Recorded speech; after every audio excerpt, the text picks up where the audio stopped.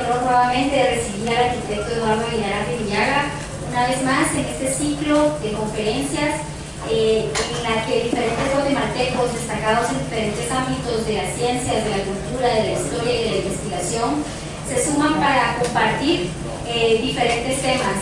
En esta tarde, antes de iniciar la conferencia, únicamente pues quisiera darles a conocer nada más un poco acerca de la trayectoria del experto que nos acompaña hoy, y nos referimos a Eduardo Aguilar Arribillaga, quien nació en Guatemala en el año de 1948 y sus estudios tiene un doctorado en ciencias por el Instituto Politécnico Nacional de México y la Universidad Católica de Honduras, maestría en Administración de Empresas por la Universidad Nacional Autónoma de Honduras, y también realizó examen de incorporación como licenciado en Arquitectura por la Universidad de San Carlos de Guatemala, Arquitectura por la Universidad de Ciencias Aplicadas de Lübeck, Alemania, máster en Ciencias de Geografía por la Universidad Francisco Morazán en Honduras.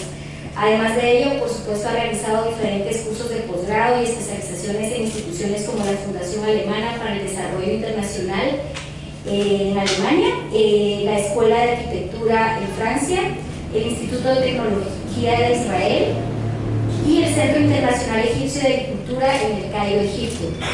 Entre muchas otras cosas, también se ha dedicado al campo de la docencia, ha participado como profesor asociado en la Facultad de Arquitectura de la Universidad de San Carlos, docente de la Facultad de Arquitectura de la Universidad Mariano Vargas y de la Facultad de Turismo de la Universidad Rafael Altívar en Guatemala, profesor en la Facultad de Arquitectura de la Universidad Francisco Marroquín, de Zamorano y de Única en Honduras, y actualmente posee un cargo de honor otorgado en el año 2016 como miembro vocal del Consejo de la Dirección de la Fundación del Centavo.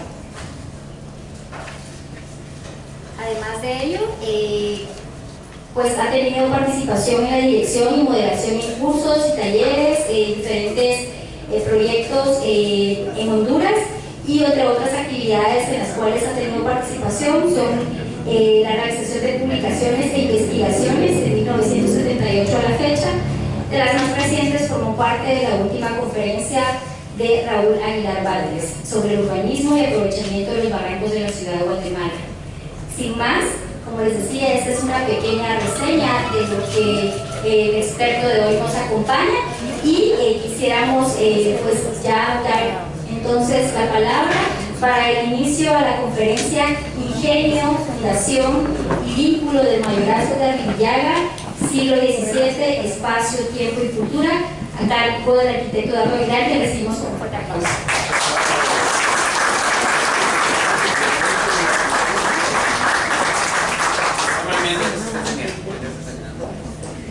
Bueno, mientras tanto está funcionando, pues muchísimas gracias por su interés. Realmente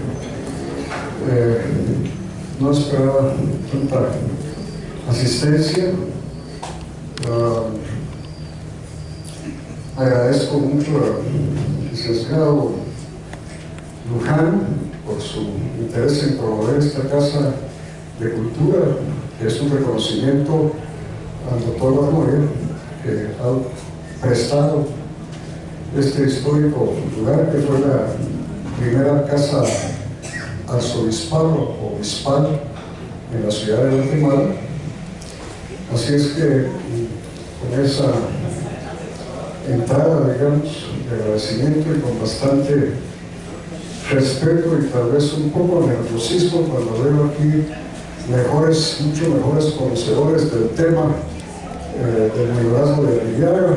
Voy a citar solamente dos de ellos, pues estoy seguro, o tres de ellos que lucen como magníficos conocedores. En primera instancia, don Julio Arribillaga Vázquez, realmente el decano de la familia Arribillaga hoy en día, y seguramente tal vez el mejor conocedor del tema del mayorazgo de Arribillaga, el licenciado Molina Calderón, que ha escrito ya sobre el tema y sobre otros mayorazgos y otros muchos interesantes temas que frecuentemente vemos en las publicaciones de prensa libre, don Rodolfo Pérez Arribillaga, otros grandes conocedores, y seguramente otros muchos entre ustedes que no voy a poder nombrar. Voy a empezar rápidamente y tratar de hacerlo lo menos largo. El tema dice algo más que solo mejorar la realidad, se refiere al tiempo, el espacio y la cultura. Y la primera parte está un poco en ubicarnos realmente qué ocurre con los emigrantes españoles en el siglo XVII y los antecedentes que tuvieron ellos para llegar aquí. Son dos partes, entonces, una introducción al contexto histórico y otro que nos concentraremos en el Magdalena Arriaga. Empezando muy brevemente por recordar, vamos a saltarnos el Imperio Romano y saltarnos al siglo V, después de la caída del Imperio Romano, cuando en la parte de la península ibérica y parte del sur de Francia estuvo bajo el reino, digamos, de los bárbaros visigodos y los suevos. Muy pronto después de eso tuvimos la conquista musulmana, que dio lugar casi inmediatamente a los esfuerzos de conquista para llegar al siglo XIV, donde solo quedaba lo que después se llamaba el Reino de Granada. Finalmente, al momento del 1492, ya con excepción de Portugal, que se había, digamos, desarrollado independientemente hasta ese momento, más tarde formará parte del imperio de Felipe II de España. Estos circulitos marcan pues, el mismo lugar, y es el lugar de donde provienen los Arriaga.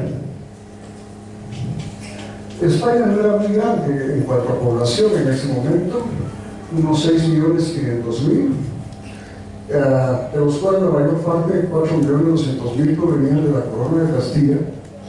El siguiente era Portugal, como digo, pero eso formaba parte de España en ese momento, incluyendo Portugal y Aragón, que es otro reino grande, llega a unos 6.500.000. Eso es un poco el departamento de Guatemala y los departamentos alrededor de Guatemala, o digamos el área metropolitana hoy en día de la ciudad de Guatemala, con todos esos pequeños pueblos que se juntan. ¿Cuál es la estructura social en términos muy gruesos de España? Primero, el 80% provenían de habitantes del campo. En primer lugar estaba la alta nobleza, es decir, aquellos nobles que, aparte de poseer el título en sus diferentes formas, condes, marqueses, duques, etc., poseían también gran parte de la tierra. Otra parte de la tierra era propiedad de la corona y eran tierras realeras que habitaban normalmente los campesinos, que también vivían en parte de pequeñas ciudades. Venían luego los hidalgos, que es probablemente lo que más nos va a interesar profundizar un poco. El hidalgo, que también se llamaba hijo de algo, ese era su origen de nombre, fidalgo o infalzón, son los nombres con que se conoció en España. También llaman a veces una baja nobleza, que normalmente desciende, está relacionada con la alta nobleza, pero no tiene ese tipo de títulos y muchas veces tampoco ese tipo de tierra. Generalmente lo que ha ocurrido es que los hermanos menores se han ido convirtiendo en lo que vamos a llamar como hidalgos. Por último estaba la gente que vivía en las vías y los que se consideraban plebeyos. Esta gente normalmente no se empleaba en su trabajo manual o de otro tipo, participaban mucho en las campañas militares y en gran parte, vamos a ver, corresponde con una cierta cantidad importante de españoles que vinieron y ocuparon posiciones criollas en América.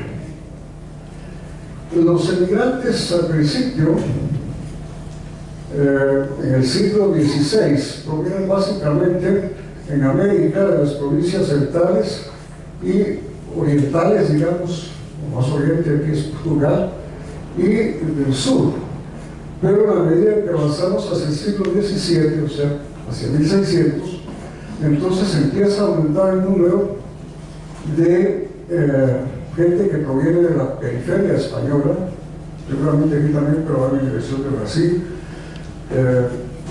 y la parte de Levante, los levantinos, o sea, las provincias que dan al Mediterráneo, en este caso catalanes y otros del Levante. Hay algo que me gustaría aclarar, porque nos hemos acostumbrado un poco a una falsa leyenda, que no sé, que los tripulantes de los barcos de Colón eran prisioneros, y encima lo han extendido para considerar que el resto de la gente tenía muchos prisioneros. Eso es totalmente falso. Aparentemente se origina en el hecho de que este prófugo, Bartolomé Torres y 3 amigos, un hombre que se batió en las calles de Sevilla, uno de estos lugares, y 3 amigos lo rescataron de la prisión, y una forma de escapar, igual que era asilarse en una iglesia, era embarcarse. Entonces, estaban embarcados, se les libraba de ser extraídos. De eso pues surge la falsa leyenda que Colón y la más gente eran bandidos o prisioneros. Realmente la corona controló a través de la Casa de Contratación de Sevilla desde muy temprano, un poco en la medida de lo posible, porque seguramente si hoy en día se cuelan, aquí pues restaurar mucho, pero trataron de mantener un control, dándole preferencia importante a la asignación de parejas ya matrimoniadas en un momento dado, y también una legislación restrictiva de la orden religiosa. Los que no eran católicos no se aceptaban, en este caso había judíos y moros todavía al principio. Los judíos son, digamos, expulsados o obligados a convertirse casi inmediatamente en la llegada de Colón hacia 1492. Tampoco se quería extranjeros para que echaran a competir. Y en lo social, aunque alguien dice que no es en lo racial, pero en lo social tampoco permitían la inmigración de gitanos, que en algún momento también pasaron algunos. Realmente buscaban riqueza y algunos buscaban gloria y honor entre las personas que emigraban, por algo lo hacían. Mucho estuvo basado inicialmente en el trabajo de origen, pero en 1543 las leyes nuevas de Barcelona, influidas en parte por Bartolomé de las Casas y otros sacerdotes, particularmente dominicos, hacen que se prohíba realmente esclavizar. Recordemos que Bartolomé de las Casas, todavía en su estancia dominicana y en Cuba, participó en cacerías de indígenas. Entonces realmente lo que tuvimos fue repartimientos y encomiendas tributarias hasta el siglo XVIII, pero también se permitieron tierras comunales indígenas en esa época. La verdad es que las empresas de conquista españolas eran lo que llamaríamos una especie de alianzas público-privadas. El capital lo ponían determinadas personas, a veces tomando un préstamo con socios que se quedaban en España o en otros lugares, como ocurre con la conquista de México, y el rey les concedía la oportunidad de un quinto real, de tener tierras, generalmente los premiaba a veces con los títulos de alta nobleza, y es una historia ya más o menos por todos conocido. Yo lo que hice fue revisar quiénes de ellos eran hidalgos, que no estudiar que estudiarlo realmente. Me encontré con que la mayoría de los personas que dirigieron esa conquista, Cortés, Alvarado, Pizarro, que ya no cumplieron más aquí en la diapositiva, pero Arias Dávila, Vasco Núñez de Balboa, todos ellos son reconocidos como hidalgos, y algunos de ellos obtienen títulos importantes, como es el caso de Cristóbal Colón, por supuesto, que se vuelve duque de Veragua, pues las verdaderas aguas, el almirante Albarrociano, Hernán Cortés también, que fue nombrado marqués del Valle de Oaxaca, Pedro de Alvarado, tuvo acceso a las órdenes, de caballería, digamos, de nobleza. Pizarro también descendía, curiosamente, en el hecho del alfabeto, descendía de Rojas Dávila, de una familia muy importante, muy cercana a la corte, y Vasco Lindo de Balboa, se supone que su padre también fue un hidalgo llamado Vasco de Balboa. Cuando los españoles se instalan ya aquí en el siglo XVI, se organizan, ya he dicho que los territorios eran automáticamente propiedad de la corona. Hay una justificación, tal vez formal, que es la que el Papa lo reconoce como su misión de cristianización. Eso justifica mucho, digamos, el hecho de que para ellos, no digo para todo el mundo, el hecho de la conquista como tal. La conquista, es decir, gobernar en ese momento en América es imponer justicia. Por eso vamos a ver que es tan importante las audiencias. Nosotros decimos siempre la Capitanía General de Guatemala porque en lo militar había un capitán general, en lo civil había un presidente de la audiencia y, digamos, en lo administrativo un gobernador. En el caso nuestro, la mayor parte de las veces recaía en la misma persona, solo al inicio se diferencian los primeros. Hubo virreinatos más o menos paralelos a la formación de nuestra audiencia de Guatemala, que es de la Nueva España en 1535 y la de Perú en 1564. Los otros dos virreinatos son posteriores, ya son del siglo XVIII, el de Nueva Granada y el del Río de la Plata. Lo que ahora es Colombia, y parte de el Río de la Plata, lo que ahora es Argentina y Uruguay probablemente. Para el caso de Guatemala fue nombrada provincia del Reino de Guatemala por Carlos I en 1527. Yo creo que cometemos un error. Creo que es la única, hasta donde yo recuerdo, provincia de ultramar española, incluyendo los virreinatos, por supuesto, que se le dio el título de reino, un título simbólico, digamos, que no había un rey, pero su título, lo hemos olvidado, es el Reino de Guatemala como una provincia de ultramar de España. En 1542, paralelo a esas leyes que platicamos nuevas de Barcelona, se establece la audiencia de los confines, la cual estuvo pocos años en Gracias, en Honduras, en la ciudad de Gracias, y pronto pasó aquí. En Guatemala, pues ya lo dijimos, había un presidente, gobernador y capitán general de la audiencia de Guatemala. Esto funcionaba normalmente a través de gobernadores y alcaldes mayores, gobernadores en el resto de Centroamérica y alcaldías mayores. Normalmente estos, en el caso de Guatemala, y donde hay mucha presencia indígena, dividían un poco la gestión administrativa entre un cabildo, y sobre todo legal, entre un cabildo que atendía al resto de la gente y otro que atendía a la parte indígena. Y en Guatemala, por ser la capital, se administraba el corregimiento directamente del Valle de Guatemala alrededor de Santiago. Las audiencias cambiaron, pero básicamente el núcleo central, muy al principio, todavía esto estuvo en 1538, antes de que se decretara la audiencia, dependiendo de la audiencia de México, Chiapas y Soconusco. Posteriormente, aquí estuvo la audiencia de Panamá y esto ya fue la de Guatemala. Un pequeño periodo regreso otra vez a México, algún periodo le pasa de Yucatán a Guatemala, no es muy importante, y finalmente la que era la audiencia de Panamá se desprende y se vuelve parte de la audiencia de Santa Fe. Ese siglo XVI, o sea, de 1524, que fue nuestra conquista, 19 la de México,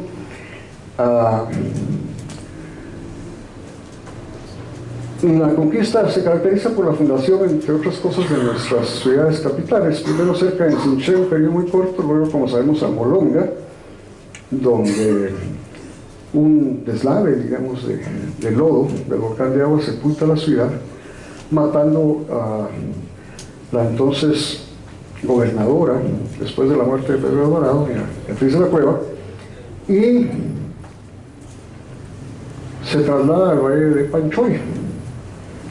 Al terminar el siglo, lo que he encontrado de datos habla de 500 familias, que deben ser unas 2.500 personas en lo que ahora es la antigua Guatemala.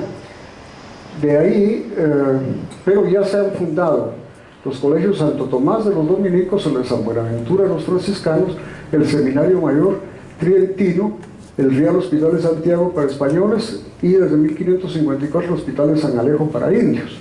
Para el final del siglo XVI e inicio del XVII se habían fundado en el reino 332 pueblos de indios a cargo de dominicos, franciscanos y mercenarios, como nos explica el padre Ricardo Bendaña en su historia de la Compañía de Jesús en Guatemala. Importante es que la muerte de doña Beatriz se hacen cargo el obispo Marroquín y Francisco de la Cueva. Francisco de la Cueva pertenecía a la familia de la Cueva, en la cual Beltrán de la Cueva había sido un ministro importante del rey, y que la gente siempre asumió el verdadero padre de su hija Juana, por lo que llamaban Juana la Beltraneja. Así es que realmente de la Cueva, Francisco, que después se casará con la hija de don Pedro de Alvarado, Leonor de la Cueva, la hija del adelantado, su padre, posteriormente su descendencia entroncará con los descendientes de Bernal Díaz del Castillo. La estructura socioeconómica y las clases sociales en el siglo XVI y XVII, de acuerdo con Severo Martínez, y vamos a asumir esta clasificación, habla de burócratas españoles. Los españoles rotaban a su gente y la traían realmente con el propósito de que no se quedara mucho tiempo para que no estableciera vínculos y lazos con el resto de la población. Estos realmente manejaban todo lo que era el control absoluto del ejercicio de la ley. Pero, por otro lado, estaban los criollos, normalmente en gran parte de ascendencia española cercana y, digamos, y muy centrada, casi no se habían, digamos, mezclado con los nativos, y que realmente tenían la mayor parte del poder económico. Esos dos poderes están muy juntos, uno y otro. Los indios, que son explotados, usados realmente como mano de obra, gran parte por los criollos. Los negros, que como dijimos, a partir de 1542, cuando ya no se permite la esclavitud de los indios, se importan a iniciativa o sugerencia del mismo Fray Bartolomé de las Casas. Y de ellos se derivan una serie de mezclas, las más conocidas son mulatos y zambos, y de las clases, digamos, medias, altas a la plebe, digamos, como se le llamó en su momento, tuvimos la clase media que daba servicios, la clase de los artesanos, digamos, que producía bienes o servicios, y por último la plebe. Esto no tiene mucha importancia, voy a tratar de saltármelo, es el mapa de recordación florida de Fuentes y Guzmán, pero está justamente encajado en este siglo XVII, este es Santiago, y aquí lo que sí es importante es que ya menciona el río de Arrillaga, este es el río Villalobos y este es el río del lago de Matitlán, y aquí están pues los volcanes y otros lugares importantes. Santiago de los Caballeros tenía, digamos, dos áreas bastante demarcables, una parte central alrededor de la plaza. Fíjense que es un mapa que tiene el norte hacia la izquierda. ¿Por qué? Porque en esa época lo más importante como punto de referencia no era el norte, sino era el oriente. Ahí salía el sol y ahí en Europa se suponía que miraba hacia Jerusalén, el lugar donde había nacido nuestro Señor Jesucristo. Los dos ríos, el río Pensativo, el río Guacalate. Y esta serie de pueblos eran pues más la clase media más baja, o incluso pueblos de indios alrededor de esto. Aquí está esto ya visto como plano. Es interesante porque lo percibe por un lado Severo Martínez el sentido de que entre los nuevos emigrantes españoles, los burócratas españoles y los criollos, que tienen ya en gran parte un control económico muy fuerte, surge una polémica entre ellos. Es obvio, porque alguien hace la administración y el otro tiene en gran parte el capital, pues es natural que se den roces. José Martínez alguna decía, bueno, nosotros somos los verdaderos descendientes de los conquistadores, ustedes son nuevos, los que se quedaron en España. Hay un dato interesante porque tiene que ver después con el mayorazgo, que es encontré esta investigadora argentina, Nora Sigrist, en un estudio que se llama La Hidalguía en Buenos Aires en el siglo XVIII. Ella percibe también el desequilibrio que se da en las clases y dice que ese desequilibrio tiene muchas veces con la llegada en el siglo XVII y XVIII de los vascos, de los navarros, de los cántabros y que provenían en una gran parte del norte de España. También para ella hay una aliciente para emigrar a América, algunos de ellos, que es realmente la búsqueda de matrimonios que satisfacen pretensiones nobiliarias y pasión genealógica, es decir, venían de hidalgos y realmente quieren demostrar su naturaleza noble. Santiago, esto hablamos hasta el 16, pero en el 17 realmente florece una ciudad increíblemente interesante cuando se estudia. Al final del siglo tenemos 35 mil habitantes, tiene una gran cantidad de obra edilicia, grandes edificios, Compañía de Jesús, la Catedral, Belén, San Pedro, San Francisco, Santa Teresa, la recolección que es casi de finales del 17 y principios del 18, igualmente para esos capitales, Casa de la Moneda, Escuela de Cristo, Convento Santa Teresa, además instituciones muy importantes como la universidad, tercera universidad en el continente americano, cuarta realmente en América, porque la primera fue insular en Santo Domingo.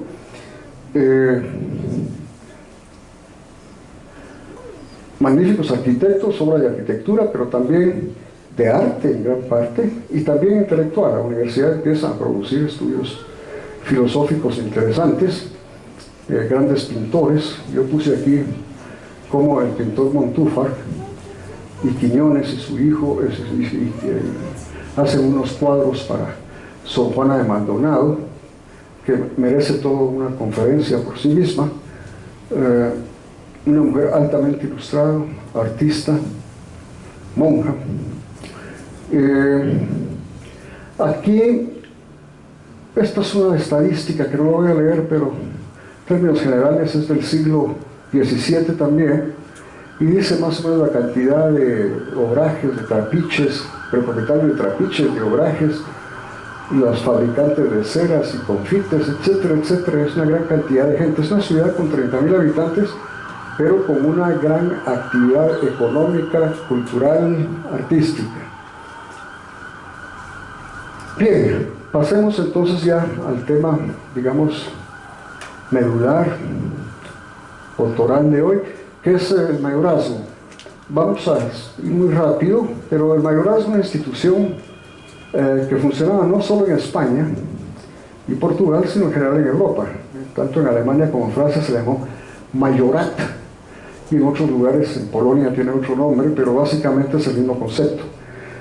Se heredan bienes, particularmente lo que llamaríamos inmobiliarios, vinculados para que los herede en principio el hijo mayor, pero con las condiciones que cumpla con ellos. Y si no, el hijo mayor no es varón, entonces el hijo segundo, hasta que pasan las mujeres. Finalmente los religiosos quedan inicialmente excluidos, en el caso por lo menos del mayorazgo de Arribiaga. Esto estaba legalmente. Esta es una fotocopia del documento de establecimiento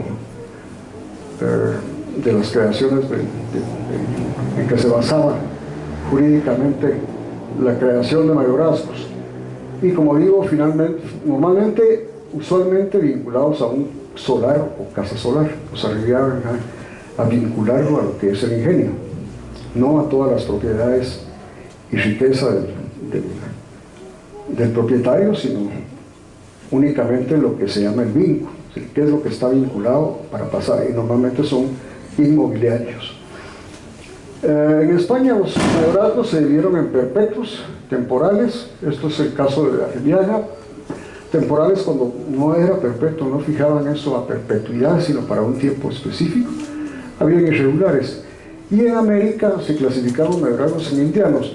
Aquí el término indiano, como recordamos, no es porque fueran nativos indígenas, sino porque todo esto eran las Indias. Pues, cuando hablaban de los indianos y las instituciones señoriales, indianos señoriales, se referían a las Indias. Había de los criollos y curiosamente hubo también mayorazgos indígenas, y un clásico ejemplo es el mayorazgo de don Pedro Montezuma a don Pedro Tesifón Montezuma. Ellos, se supone que Montezuma tuvo 150 hijos fácilmente, entre ellos una hija que en España la llamaban Isabel, que la raptó y se la llevó a España, se casó 3 veces en España, tuvo una hija no reconocida con Cortés, se supone, y se le dio el título de condesa de Miravalle y recibió como regalo de bodas la encomienda de Tacuba. Si recordamos, Tacuba, con relación a Tenochtitlán, era una de las entradas a la ciudad, un barrio de Tenochtitlan. Mayorazgos hubo no muchos, pero sí hubo en la mayor parte de los virreinatos y en la audiencia de Guatemala varios. En Guatemala hay primero 3 bien reconocidos y después aparece, recientemente encontré en una revista española del año 70 la mención de un 4º mayorazgo. El primero que se menciona es el de don Sancho de Barahona el Mozo y su esposa, que fundaron el mayorazgo de la Fuente del Maestre. Este mayorazgo, el vínculo estaba en España, no en Guatemala. Se formó en Guatemala, o sea, aquí hicieron todo el trámite legal de iniciación, pero y fue hacia 1614. Lo interesante de Barahona es que, igual que el obispo Marroquín y Crespo, hacen una donación, en este caso perpetuamente, para que se les reconozcan 500 pesos anuales o algo así en España, para la fundación de la Universidad de Guatemala, que efectivamente se hicieron todas ellas verdaderos. O sea, la universidad se debió en gran parte al legado de Crespo, de Marroquín, y también a este legado que era menor de Sancho de Barahona el Mozo. El mayorazgo de Arribiaga fue fundado básicamente por los hermanos. Realmente al final es don Domingo quien hace toda la gestión, porque ya falleció don Juan de Arribiaga y Urdiz en 1656. Este fue traspasado hasta el 6 de junio de 1820 a Manuela Arribiaga por muerte de su hermano José Mariano Arribiaga. Luego tenemos el mayorazgo de Aycinena, fundado por don Juan Fermín Márquez de Aycinena en 1783, que ya tuvo una evolución corta, porque vamos a ver que hacia 1820 hay una abolición de los mayorazgos en España. La revista de Genealogía y Nobleza de Armas española, número 124 de 1974, también menciona como mayorazgo de Guatemala con bienes fincados en España, igual que el de don Sancho, el de la familia Vía Creces Cueva y Guzmán. No tengo más información que esta. Dijimos que los mayorazgos se eliminan en España hacia 1820, pero ya en realidad desde las Cortes de Cádiz hay una iniciativa, y finalmente hay otro documento que ratifica los 1820 y 1837. ¿De dónde venían los Arribiaga? Ya dijimos que venían de esto. Aquí es el Golfo de Vizcaya, aquí sale Francia, y aquí hay un pueblo que se llama Irún. Alguna vez que yo fui en los primeros tiempos a España, cuando todavía no se había integrado a la Comunidad Europea, o a la Unión Europea, como es hoy, aquí cambiaba uno ferrocarriles, porque los anchos de vía entre Francia y España eran diferentes. Irún se volvió pues un nudo ferroviario importante. A Irún se le conoce en los documentos de la época que estamos hablando como Universidad de Irún, Uranzu. Esta es la calle Uranzu. El nombre de universidad confunde, a mí me confundió mucho tiempo tratando de averiguar si había una universidad que nunca había escuchado. Para el diccionario de la Real Academia Española también hay una acepción para el concepto de universidad, es de un pueblo pequeño, un caserío, digamos, o una aldea, y vamos a ver que esa aldea, bueno, esta es Fuenterrabía, vecina, un poco alejada de Irún, pero que tuvo, aunque Irún tenía su propia libertad, digamos, en muchas cosas, o autonomía, dependía para otras cosas mucho de Fuenterrabía, y ellos se sentían oprimidos por la gente de Fuenterrabía. Es decir, dependían en lo civil y criminal, o sea, en la parte de justicia, no en lo económico y militar de Fuenterrabía. Mantuvieron permanentes pleitos con ellos. Y vamos a ver que los Arribiaga apoyaron una gestión que empieza en el siglo XV, 1400 y pico, y que no se finaliza sino hasta 1766. Para entonces han estado mandando recursos, y así lo reconocen los documentos en Irún actualmente. Esta es una muy linda calle, muy pintoresca, Fuenterrabía, o Hondurrabía, como se dice en vascuence. Es uno de los pueblos que aparecen siempre como los pueblos pintorescos de España.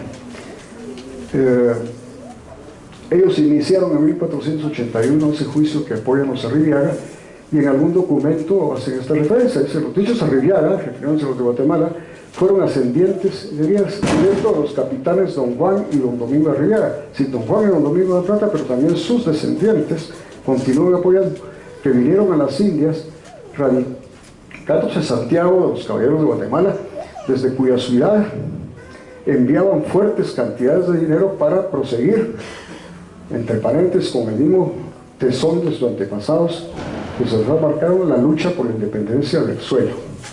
Esto está tomado en un libro, tal vez el más amplio, que tenemos, un increíble esfuerzo de don José Llarena sobre la casa de Arribiaga. En Irún hay además algo que también se ha mencionado siempre en los círculos de la familia Arribiaga, y es el castillo.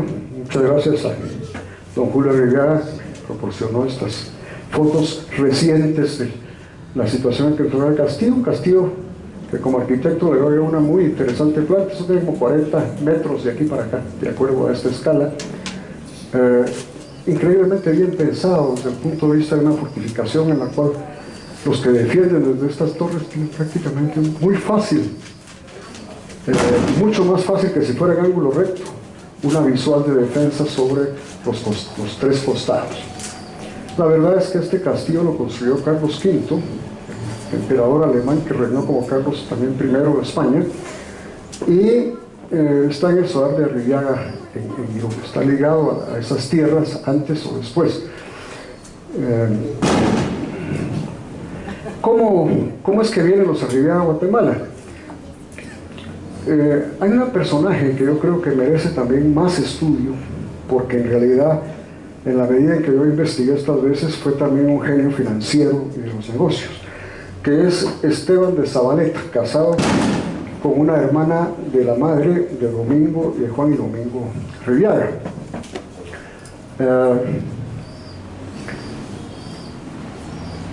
Tal vez recordemos muchos a un sacerdote dominico,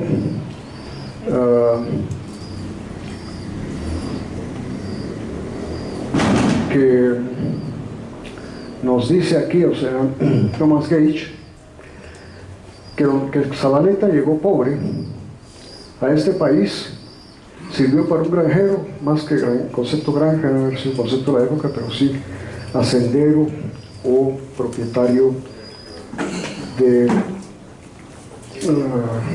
labores, como le llamaban entonces. Con sacrificio, mucho trabajo, pronto se hizo una recua de mulas, y después, en muy poco tiempo, no sabemos cuándo llegó, pero asumimos que hacia 1600, en muy poco tiempo, este hombre ya para, digamos, 1630, 35, es un hombre muy, muy rico. Sabemos que es muy rico por varias razones.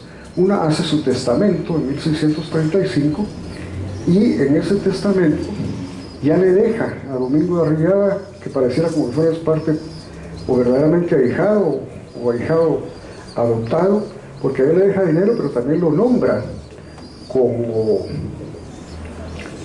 la persona que puede encargarse de sus bienes a su muerte.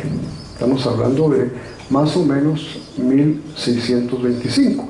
En 1630, don Esteban hace traer a sus dos sobrinos. Él no tiene hijos varones. No me consta, pero he escuchado que tenía una hija fuera de su matrimonio con la señora Arriaga, chismes, pero no nos consta. Realmente don Esteban se llamaba capitán de ingenieros y estaba casado con esta señora María Esteban de Urdinzo, o sea, la madre de los Juan y Domingo de Arriaga, los fundadores, también es Urdinzo, son Arriaga y Urdinzo. Ellos se embarcaron hacia América hacia 1630 y indudablemente don Esteban, como dice Gage, ¿verdad? Thomas Gage, que dice aquí al referirse a ellos, dice: este hombre produce gran cantidad de azúcar. Estamos hablando antes de la llegada todavía de sus hermanos o de sus sobrinos, o muy reciente, cuando Gage escribe esto. Dice: este hombre produce gran cantidad de azúcar por el país y manda cada año o cada un año para España. Tiene al menos 300 esclavos para los trabajos de la granja y es muy generoso en el mantenimiento de la casa, cuyo valor se estima en 500,000 ducados, donde dicen que se reúne lo mejor de Santiago de Guatemala en esa casa. Así es que lo que pasa es que Thomas Gage no es muy confiable. La verdad, pues él al final reniega. Primero lo mandaron para estudiar para jesuita y terminó estudiando para dominico. Reniega de la fe católica cuando regresa. Estuvo en México, pero en Guatemala, la mayor parte del tiempo. Cuando regresa a Inglaterra, reniega de la fe católica, escribe este libro sobre sus viajes e invita descaradamente a la corona inglesa a invadir Guatemala, diciendo que es muy débil, que trata muy mal a los indígenas y que por lo tanto es muy fácil invadir. Y de hecho, la corona inglesa responde y manda una flota. Esa flota trata de invadir Santo Domingo, la española, pero son derrotados. De hecho, Gage viene con la flota a conquistar y después de la derrota muere en Jamaica. Ahora, era tan importante ya don Esteban que hace, como quien dice, altos contactos sociales. Hay dos damas que tienen las mejores perspectivas de matrimonio, además por lo menos una de ellas es realmente muy bella, ya viuda. Son dos hermanas que son hijas de un miembro de la audiencia de Guatemala que vino de España, vino español, y que posteriormente fue nombrado gobernador de la provincia de Veragua, en este caso Panamá o Castilla de Oro, y ahí muere él, y su hijo, o sea, es hermano de estas señoras y señoritas, y ellos pues acceden a matrimonio con estas damas. Aquí tenemos unas imágenes probablemente únicas en América. Mandé a alguien, una vez comenté a alguien estas fotos, a alguien en Europa que preguntó si eran reyes. Realmente visten vestidos de gran elegancia. Este es don Domingo, que aparte de eso tiene una vara aquí de alcalde, ejerce en determinado momento puestos públicos, y su esposa doña Antonia Vázquez de Coronado y Ulloa. Hay una historia familiar que me decía mi esposa: ¿para qué la vas a poner? La verdad es que a mí me parece siempre muy interesante y creo que es verdadera, y es la que cuando los hermanos, o por lo menos don Juan y su familia, en un momento dado desembarcan en el puerto de Trujillo, que es el puerto, digamos, en ese momento más cercano en el Atlántico a la ciudad de Santiago. Son atacados, emboscados por los piratas y secuestran a una hija menor, pequeña de ellos, que pierden para siempre. Yo creo que la historia, por la memoria que hay de ella, y que es un evento muy trágico, es una historia totalmente verdadera. En su libro, don José Llarena lo ubica como la toma de Trujillo en 1643. La verdad es que hay documentos que muestran que en 1635 don Juan, por lo menos en algún momento dado, estuvo en Guatemala. Pero también hubo más, no solo en 1643, sino antes, suficientes invasiones de piratas, con un interesante estudio de Pedro Pérez Valenzuela, Historias de piratas en Centroamérica, nos muestra.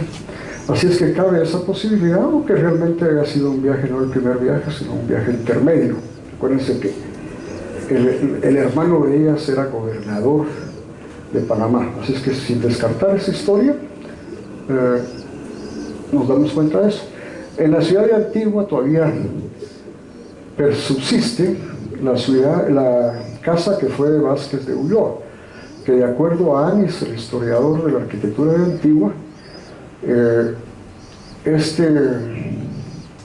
esta casa pertenecía hacia esa época, o la ubica como de Carlos Vázquez de Ulloa, probablemente construida por el padre. He tratado de averiguar con gente conocedora en Antigua, y me han llevado a esta casa como la casa de Arrillaga. Es dable pensar eso porque Juan de Arrillaga menciona en 1635, y más tarde en otro documento, que él se ubica ya en el ingenio Arrillaga en Santa Inés Petapa, y esta casa pertenecía probablemente a su esposa. Entonces es una casa típica, pues vamos a entrar en detalles de arquitectura, un cuarterón típico de la Antigua. Esta esquina es esta, y quiere decir que aquí está la calle de la universidad, o sea, la prolongación, que cuando uno viene del Palacio de los Capitanes, digamos, por aquí está el Palacio de los Capitanes, y aquí esta es la calle de Santa Clara, por cierto, un convento que en gran parte también fue financiada por una de las hijas de don Domingo de Arrillaga. No hay mayor importancia, aquí es solamente la misma ubicación. Esta es la plaza central, esta es la catedral, viendo siempre hacia el oriente. Si caminamos 2 cuadras aquí está la calle de Santa Clara, y esta esquina, que no la vemos aquí, que es esta esquina, sería la de la casa de la residencia de Vázquez de Ulloa. El hecho es que don Esteban de Zabaleta, en ese talento que descubrimos cuando lo vemos financiero, realmente moderno, da golpes de mucha audacia y mucha inteligencia. Y realmente los bancos no existían como bancos, pero las monjas y los monjes y los grandes conventos eran grandes prestamistas, tenían grandes capitales. La verdad es que la relación de la Iglesia con el gobierno español es un tanto especial. Tenían un acuerdo, tiene por ahí su título, por medio del cual las autoridades españolas nombraban a las autoridades eclesiásticas en América, no forzosamente Roma. Esa concesión es una concesión muy especial. Pero el hecho es que esto es un pedacito nada más, don Esteban de Zabaleta adquiere lo que llaman un censo. Un censo era una hipoteca de unas monjas de la Purísima Concepción. Cuando uno sale, creo que es el convento de Santa Catarina, a la salida vamos a encontrar donde habitó, y todavía queda la casa que le construyeron a Sor Juana de Maldonado en el interior.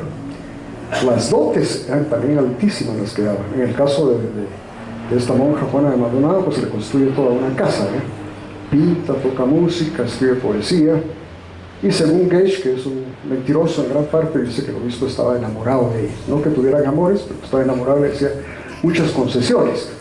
El hecho es que don Esteban de Zabaleta compra en efectivo, se tiene que tener los 10,000 y pico de pesos en efectivo que tiene que dar por el ingenio, pero el ingenio está hipotecado también por una cantidad fuerte, con las monjas. Entonces él lo que hace es que redime con parte de ese dinero y el resto se lo da a los propietarios. Pero es tan hábil que inmediatamente, no sé si la misma cantidad, mayor o menor, probablemente muy parecida a la misma, se la vuelve a tomar a las monjas inmediatamente. Entonces las financia, es decir, las refinancia, digamos, para que recuperen su plata y se los vuelve a tomar en préstamo, que lo paga un año o algo así después. Con ese talento se hace del ingenio. Desafortunadamente en los archivos, es decir, en el Archivo General de Centroamérica, todavía aparece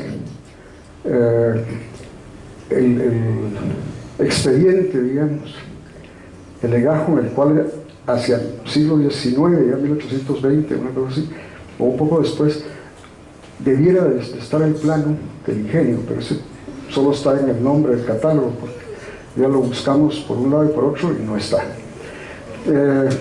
Pero por lo que dicen después en su testamento, Juan de Arribiaga y todo, esto pues es una cosa mucho más grande que esto es lo que queda en este momento. Él habla de unas 41 leguas de perímetro. Eso, según mis cálculos, porque la lengua española varía mucho en la forma como se puede medir, pero puede haber estado entre 50 y 100 caballerías de tierra, por lo menos hoy en día. Era una cosa muy grande. De eso hoy en día solo nos queda todo esto urbanizado. Aquí de hecho una urbanización, digamos, de clase media baja, con una calle aquí, pero una urbanización bien diseñada. Y aquí queda esto cercado y no se puede acceder. Las fotos que yo tomé fueron medio de contrabando, medio con telex. Y hay ahí una iglesia, y aquí hay una casa moderna, y aquí hay una piscina. Pero en la calle que da frente al parque de esa urbanización todavía puede verse gran parte de este muro perimetral del casco, de lo que fue el ingenio, que nos da una idea de escala, ¿no? Esto debe tener fácilmente unos 2 metros, este zócalo, unos 4, 5 o 6 metros y todavía debió de haber habido aquí. Por las descripciones que hacen, ahí estaba la fabricación del azúcar. El azúcar, como dijimos, la traen los españoles a Cuba en el siglo de Asia, en el siglo XVI, pero hacia el siglo XVI en toda América se convierte en el principal cultivo de exportación. Y como nos dice Gage, don Domingo vende aquí y vende también o manda barcos a España. El siglo XVI y el XV son bien convulsivos para los españoles en Europa, y también depresivos. Ahí tanto Carlos V como Felipe II caen en grandes deudas, y entonces se ven obligados mucho a centrar también gran parte de la economía aquí regional, o sea, producir para el consumo interno. Pero por lo visto don Esteban de Zabaleta y sobre todo don Domingo, posteriormente como heredero, tienen la capacidad de enviar una gran cantidad de azúcar a España. Lamentablemente aquí debió existir una casa, digamos, típica de una hacienda española grande, pero ha sido modificada probablemente en el siglo XIX, principios del XX, y todas estas columnas medio salomónicas o helicoidales. Ese adorno es postizo, como lo mismo que este raro hierro de efesio de balcón que le colocaron encima.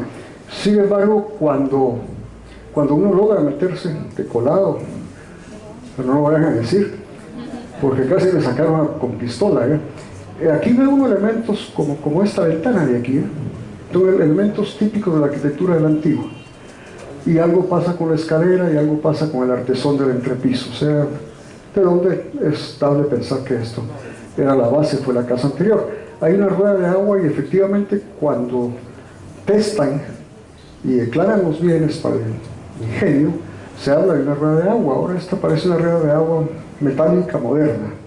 Es también dable pensar que no es la original, lo mismo que este horno y esta chimenea. Este fue posteriormente, cuando desaparecen en época de los liberales, esto es expropiado, y es parte también de esto, de las instalaciones por dentro.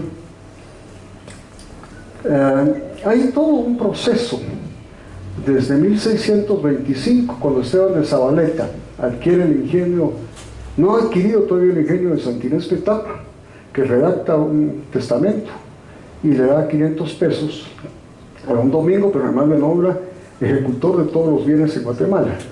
En 1626 Esteban de Zabaleta adquiere ese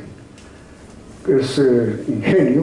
Sobre todo, ahora llamamos ingenio, lo más probable es que lo que llaman un trapiche. La diferencia entre un trapiche y un ingenio, como sabemos, es que el trapiche usa fuerza animal para mover sus molinos, digamos, para mover la caña, mientras que los ingenios usan agua hidráulica. Y realmente, si alguna vez tiene la oportunidad de verse una hermosa agua, y enfrente está ese parque, y hay también parte de las ruinas, se ve parte de un acueducto como el que vemos bueno, se ven pedazos nada más, pero se supone muy parecido a lo que vemos en la Reforma, el acueducto que llamamos ahora de la Culebra. En 1639, esto es un detalle interesante, Juan y Domingo Arrillaga constituyen censos, vuelven a prestarle, solo que en este caso, al convento de Santa Catalina, pero aparentemente muere ese año don Esteban y les hereda, porque ellos realmente en 1640 ya pagan totalmente lo que deben y adquieren más tierras, y las tierras que adquieren normalmente son tierras aledañas al ingenio y con agua. Aparte de eso, cuando vamos ahí son tierras planas, tierras para cultivar caña extraordinariamente buenas, y como digo, debe haber sido entre 50, creo yo, y 100 caballerías.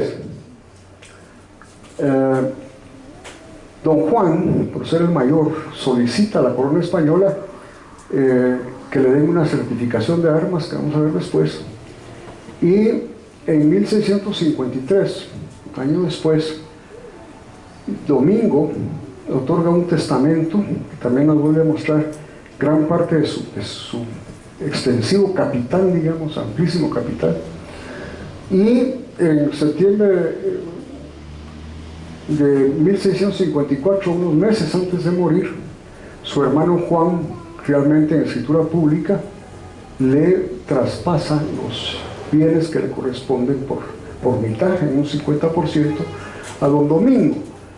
Un año después, en el 56 hay un detalle interesante, ¿sí? Ellos están avanzando mucho ya en afianzar su genealogía noble, digamos, y afianzar su título. Domingo de Arrillaga solicita a los monjes de San Francisco, en virtud, lo sugiere, y cuando se lo conceden, lo reconoce, del gran aporte que hizo para la construcción del templo de Santo Domingo. Efectivamente le dan el derecho de que quede a perpetuidad la bóveda más importante, que es la del lado del Evangelio. Cuando el padre da la misa, la bóveda del Evangelio está del lado derecho, y ahí está el púlpito también desde el cual lee o da su sermón, y se lee el Evangelio de ese lado. Se lo otorgan en base a las contribuciones que les reconocen haber hecho en la construcción de San Francisco. Yo tuve la suerte, y quiero ver si logramos conseguir ahorita el permiso de los padres para verlo, para entrar a la bóveda. Aquí está actualmente la tumba del hermano Pedro, y esta es la bóveda. Hay unas escaleras que no las ve uno normalmente porque están tapadas con una compuerta aquí, y ahí enterraron, y ese fue el día que yo llegué por casualidad, estaban enterrando al prior de San Francisco, entonces estaba abierta la puerta mientras se daba la misa fúnebre. San Francisco.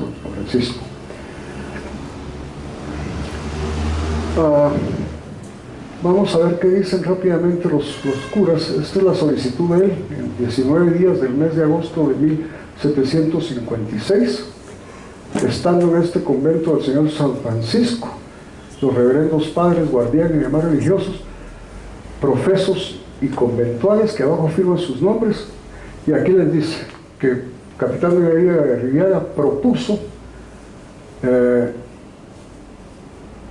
y dice para Arrillaga y su casa familiar y bienhechor de este convento,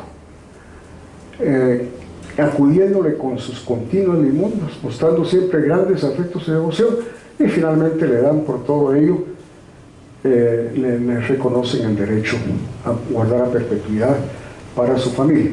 Está condicionado a lo que él propone. Él dice, bueno, yo lo voy a cuidar, mis descendientes tienen que cuidarlo, el día de todos los difuntos tienen que hacer esto y estas cuestiones, y si no lo hicieren, pierdo el derecho de tenerlo.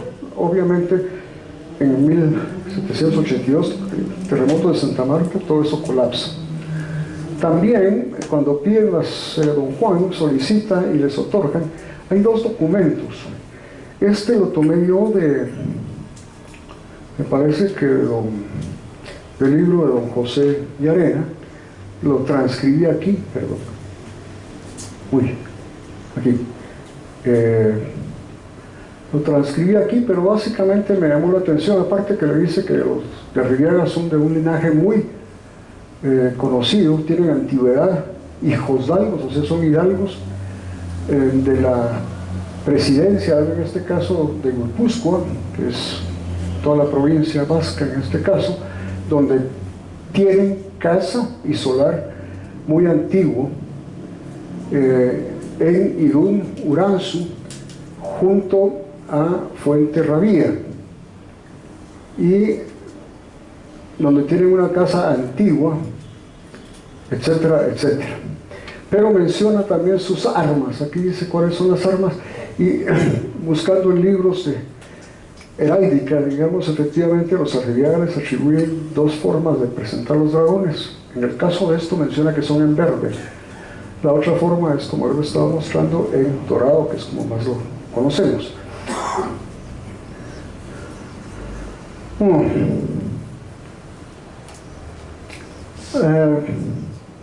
Aquí hay una descripción realmente de todo lo que consistía, gran parte de las propiedades que había en el ingenio. No voy a leerlas todas, ni mucho menos, pero entre otras cosas habla de la rueda de agua, de las prensas, de 80 suertes de cañas, 8 calderos, 3 troches, casas de vivienda en altos, de 5 a 6 leguas de tierra. Esos son unos 40 kilómetros, calculé yo, y por eso saqué que si fueran 40 kilómetros y fuera en cuadrado, tendríamos algo como más o menos 36, 40 kilómetros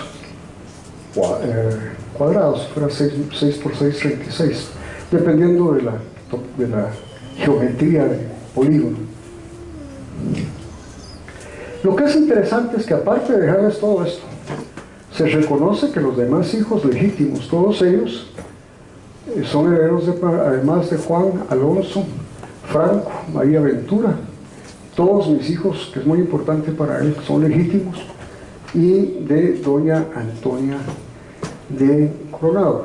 El hijo verdaderamente mayor de él es un sacerdote que destaca en Guatemala primero, en España después y luego en México. Pero vamos a ver más adelante que Domingo es muy cuidadoso respecto a las relaciones con la curia.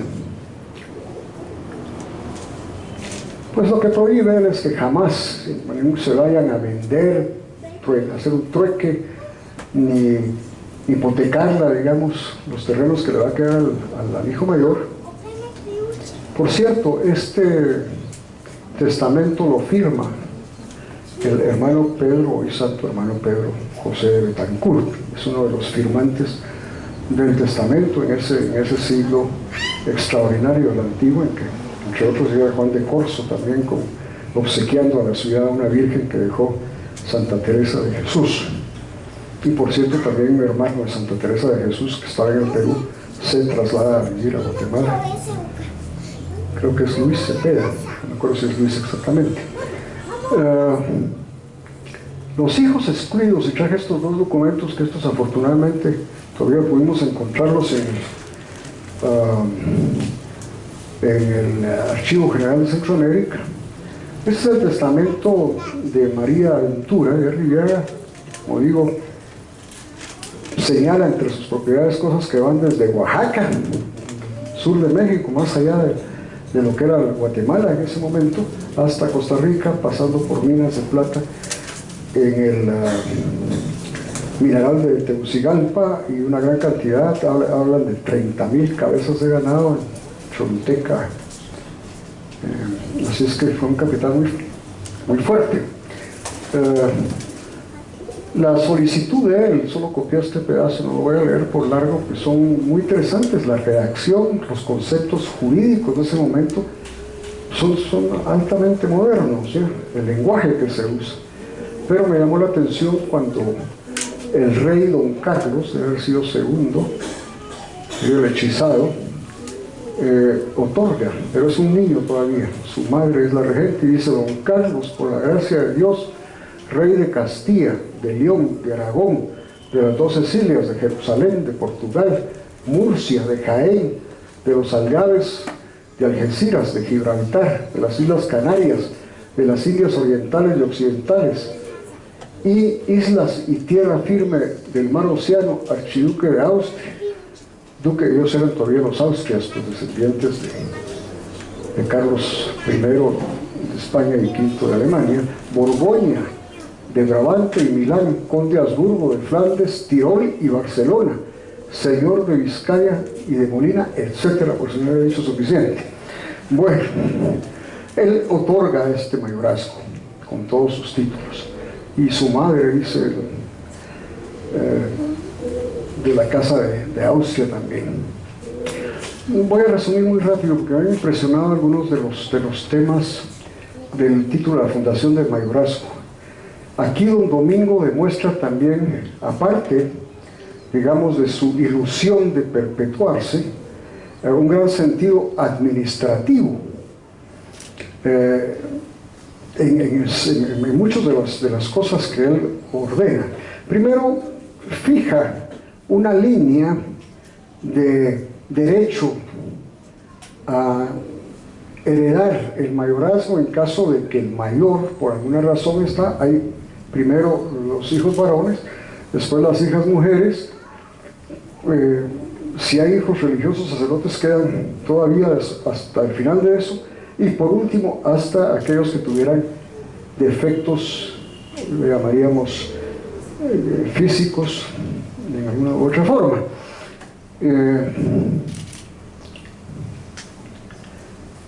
Hay otros detalles muy interesantes. A él le preocupa, como a todos los españoles en ese momento, sobre todo los que constituyen este núcleo dentro de esa, digamos, competencia, posición social de ellos, seguirse uniendo matrimonialmente con gentes de su misma extracción española en este caso. Pero él es muy sabio y hace constar en su testamento que de su parte podía haberlo puesto como un requisito obligatorio. Solamente les hace constar que es muy importante para él y que espera que así sea. ¿Y por qué no lo hace? Dice, por una sencilla razón. Si se puede impugnar por esa razón a alguien, entonces dan posibilidades, abre las puertas para que alguien diga: no, el señor se casó con esta señora, y esta sí no era totalmente española. Entonces él solo lo recomienda, pero evita abrir esa puerta.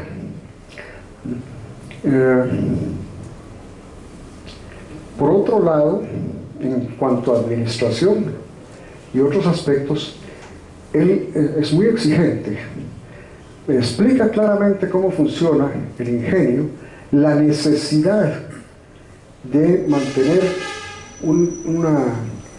replantear, digamos, con plantas, es decir, tener viveros grandes para ir sustituyendo los campos de cañas por nuevas cañas, supongo yo. La necesidad de que esta gran cuestión mantenga sus cercas, sus límites, mantenga sus acequias, sus canales de agua, sus puentecillos, sus puentes grandes, su rueda de agua, y para cada una de esas cosas que especifica, dice que eso es auditable. O sea, el siguiente en la línea de sucesión del mayorazgo tiene el derecho de requerir a un juez, a la autoridad, para que determine si está cumpliendo bien sus funciones aquel que heredó el mayorazgo. En caso de que sea deficiente, tampoco se lo quita inmediatamente, le da 8 meses, que es poco. En 8 meses tiene que hacer lo que no ha hecho, si no, pierde el mayorazgo y pasa al siguiente.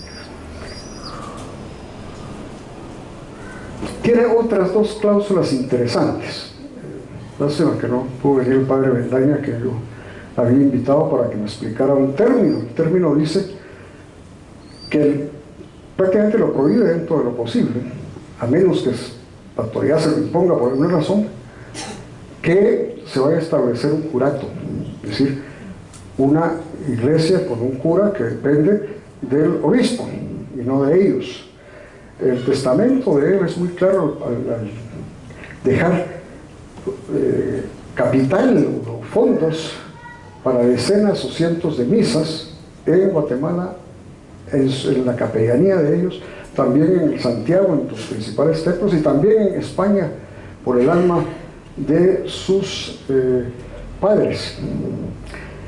Entonces, Pedro les advierte, dice: mira, la capellanía es nuestra, es una capilla, ahí podrá dar misa preferentemente un sacerdote cercano al ingenio, pero por favor no vayan a tolerar un curato colado. Si no quiere que se vaya que el obispo les vaya a meter algo ahí, porque eso en otras haciendas ha creado serios problemas. Lo mismo dice de sus esclavos. Por cierto, no son 300 esclavos como dice Gage, algunos hablan de 80 y otros de 120, el orden de 100 esclavos, siempre una gran cantidad como capital, y tal vez uno puede escandalizarse. La esclavitud es una mala práctica, pero que la vivimos hasta, en algunos países hasta el siglo XX, en Estados Unidos hasta 1860, es una cosa bastante generalizada en esa época. Pero dice, bueno, a los esclavos no les vayas a dar tierras para que cultiven sus alimentos, provéelos de buenos alimentos, provee de todo lo que les facilite. ¿Por qué? Porque eso también en otras haciendas ha dado problemas. Tiene una visión de administrador, por supuesto, que está proyectando su tiempo hacia el futuro, y él cree que a perpetuidad. Las descendientes, después de don Domingo, perdón, cuando dije del sacerdote, creo que me refería al hermano de Juan, su primer hijo, que vive en México, confundí ese error.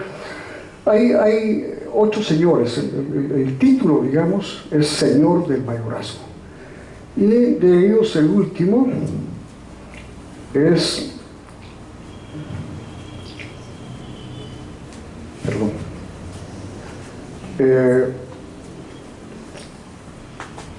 aquí empieza con León de Rivera y Coronado, su hijo. Este fue alcalde de la Antigua, y de sus propios fondos introdujo el agua, creo que en San Jerónimo, en nuestros barrios, también una serie de cosas de su propia bolsa. Pero realmente van pasando diferentes señores, siempre los hijos mayores, varones, hasta 1800, cercano a 1820, me podrá corregir Julio, don Mariano, a quien le correspondía, no muere joven o está a punto de morir, y traspasa el mayorazgo a su hermana, que se llamaba María Manuela Josefa Micaela de Pavón y Arrillaga.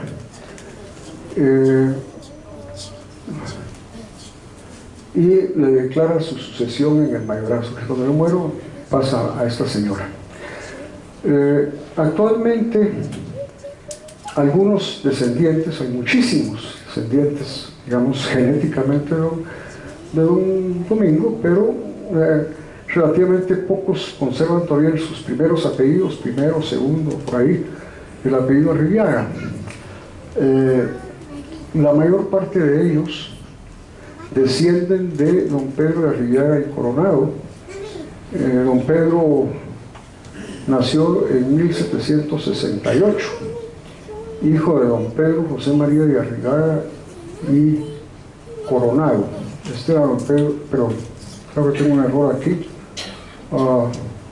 debe ser Arrillaga y Montúfar, su padre, o inversa, no, esa es. Entonces, don Pedro José tuvo 2 matrimonios, Una señora primero, fallece la señora en viuda y se casa con una sobrina de una hermana. En el primer caso, la señora había pedido Cepeda Aguirre, era emparentada con descendiente de este hermano de Santa Teresa de Jesús. Y en el segundo matrimonio se casa con esta señora que es Isabel Aguirre, la otra era Cepeda y Aguirre. Hay muchos interesantes descendientes, pero yo considero que el objeto de esta plática era más la institución del mayorazgo, pero de todos modos me permití tomar dos notables descendientes de este señor. El primero de ellos es don Luis María José de Arrillaga y Cepeda, del primer matrimonio. Este fue un político, abogado, muy relevante en su tiempo, que se opuso abiertamente y sobre todo a abusos y a los cuales él fue víctima de Justo Rufino Barrios. Al haber demandado Justo Rufino Barrios, lo castigó arbitrariamente, pues, no legalmente, y lo envió por tierra, que le decían por cordillera, a Salvador, un hombre de más de 70 años, 70 y pico de años, con lo cual le provocó directamente la muerte. Muere muy poco. Los restos de él se pueden ver en uno de los capillas cuando uno entra a Santo Domingo, a mano derecha de su esposa. Ese es de su primer matrimonio. Del segundo matrimonio escogía a mi abuelo, don Juan Francisco de Arrillaga y García, que fue, entre otras cosas, alcalde de la ciudad de Guatemala. También sufrió persecución política en tiempo por oponerse a Cabrera y fue a la cárcel, estuvo en prisión, pero sobre todo fue un hombre que invirtió muchísimo en el desarrollo de su país, en lo que a él le gustaba, que era la agricultura, y introdujo a Guatemala de sus propios fondos diferentes razas, diferentes tipos de ganado. Incluso se permitió traer a los Estados Unidos, hizo un viaje a los Estados Unidos buscando un técnico para el mejoramiento del maíz, y muchas de las variedades de maíz que después se dieron a un técnico de apellido Grucci, que él recolectó, no recuerdo en qué estado de los Estados Unidos, pero tú te acordarás. A Grucci lo recolecta en Iowa, y este señor Grucci regresa después, pero pasa varios años, se casa todo a expensas de Juan Francisco. Bien, tal vez el más relevante es Antonio José de las Mercedes de Larrazábal y Arrillaga, seguramente conocido para todos. Él fue un sacerdote brillante, es decir, a los 13, 14 años, cosas así, o antes de los 16 en todo caso. Recibe ya el título de bachiller por la Universidad de San Carlos, y pronto también la licenciatura y el doctorado. Y en 1811, cuando Carlos III convoca a las Cortes de Cádiz, es el que Guatemala envía como su representante, pero al llegar es nombrado presidente, preside las primeras sesiones de este intento de Carlos III, bastante más abierto, digamos, dentro de la ilustración de ese periodo del momento. Él preside eso, pero después eso se disuelve con la guerra de Napoleón. Los reyes de España se van prácticamente secuestrados a Francia, y a su regreso Fernando VII disuelve las Cortes y encima los mete presos a todos los diputados, incluyendo a Larrazábal, que va a pasar como 10 años en una prisión en La Habana, que lo pueden imaginar como algo terrible, como lo que es una prisión. Lo que es una prisión es clima caliente, debió ser terrible. Su último año regresa a Guatemala, hoy diríamos un arresto domiciliario en el convento de Belén, y él con la independencia es liberado y juega papeles muy importantes, entre ellas rector de la universidad. ¿Cuántos serán los descendientes ahora de Domingo? No lo sabemos. Si se acuerdan el jueguito aquel del ajedrez, vamos a suponer, decía que alguien empezó a pedir 2 y en la siguiente semana 4, es una progresión geométrica. Si nosotros agarramos aquí el año, alguien que naciera en el 2025, pues tendría 2 padres, 4 abuelos, 8 bisabuelos, y a la época del siglo XVI, un poco después de eso, tendría 65.000.